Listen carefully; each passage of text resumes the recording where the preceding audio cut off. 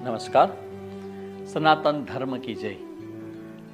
તમારા બધાની સામે આજે ફરી એક સારા સમાચાર સાથે આવ્યો છું. એક સરસ મજાની તક આપણા જીવનમાં આવી રહી છે. હનુમાન જયંતિ તો દર વર્ષે આવતી હોય, પણ આ વખતે ઘણા વર્ષોના વર્ષો પછી એક શુભક સમન્વય આવે છે. હનુમાન જયંતિ શનિવારના દિવસે, હનુમાનજીનો જે વાર નક્કી થયો છે એ શનિવારના દિવસે જ હનુમાન જયંતિ આવે છે. એનું વિશેષ મહત્વ છે.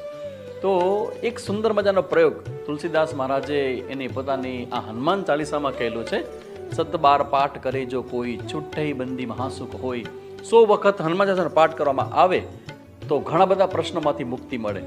જેમ કે તમારા સંતાનોના લગ્ન ન થતા હોય, ધંધામાં મુશ્કેલી હોય, કોઈ જગ્યાએ તમારા ધન સંપત્તિ અટકી ગઈ હોય, કોર્ટ કેસ ચાલતા હોય, પોલીસ કેસ થયા હોય, ઇવન આર્થિક રીતે અથવા તો તમારા શરીરમાં કોઈક એવો મોટો રોગ આવી ગયો હોય, આ બધામાંથી મુક્ત થવું તો સુંદર મજાની એક તક આવી રહી છે.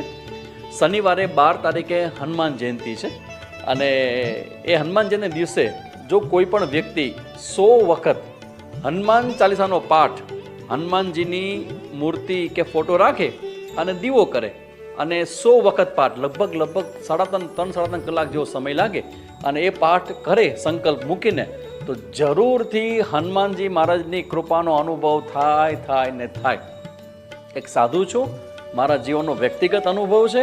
તમને બધાને કહું છું કે હનુમાનજી મહારાજનો સુંદર મજાનો દિવસ આવી રહ્યો છે, તો દરેક વ્યક્તિએ 100 વખત હનુમાન ચાલીસાના પાઠ તે દિવસે કરવા. કટકે પણ કરી શકાય. ધારો કે કાંઈ જોતું નથી તો હનુમાનજી મહારાજની ભક્તિ માગો, રામ ભગવાન માગો, તમારા જે ઈષ્ટ દેવતા હોય એની ભક્તિ હનુમાનજી મહારાજ પાસે માગશો તો તમને હનુમાનજી મહારાજની મહતી કૃપાનો લાભ મળશે. અને આ સમાચાર તમારા સંપર્કમાં જેટલા પણ કોઈ લોકો છે બધાને મોકલો, જેથી દરેક વ્યક્તિ આવા સુંદર મજાનો તક છે એનો અનુભવ ને એનો ઉપયોગ એના જીવનમાં કરી શકે. ઓમ તત્સત.